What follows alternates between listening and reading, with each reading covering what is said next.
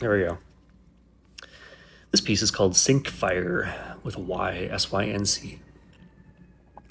You know how video games and some cars have heads-up displays, HUDs, where helpful information about your current experience is projected into your view so you can check your own vitals with a glance without actually having to look away from your environment?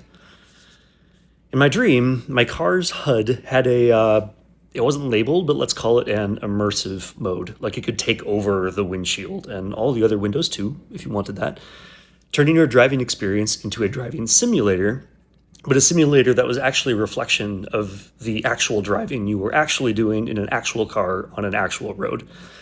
Like maybe you prefer the rendered graphics of the display over the actual thing out there. If that's you, immersive mode is for you.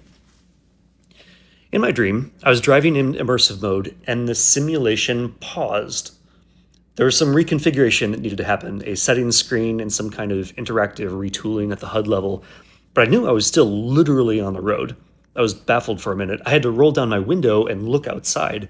I'd gotten off-road and was starting to drive into a, dream logic time, field of rocks in a body of water, rocks like boulders just under the surface of the lake, none of which was represented in the HUD-gone-immersive display shown on all of my windows. Getting out of that field was a whole thing, but compared to doing it totally blind, it felt extremely manageable. I'm really not wanting to do a, that's kind of how life is transition here. So, system engineer hat on. It's a hard hat.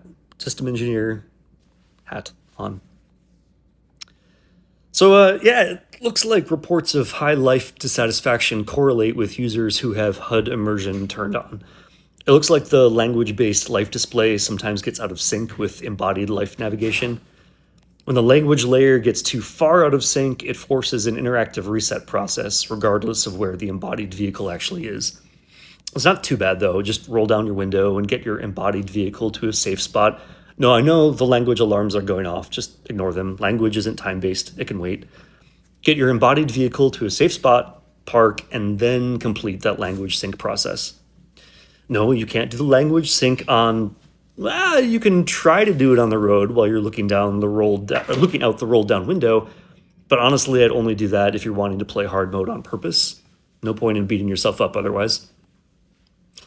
Here, Lightword.com is a useful signal disambiguation device. Put some time in with this thing, and it'll help you detangle the language signal from the embodiment signal so you can actually steer the embodied vehicle properly. Give that a try and let me know how it goes.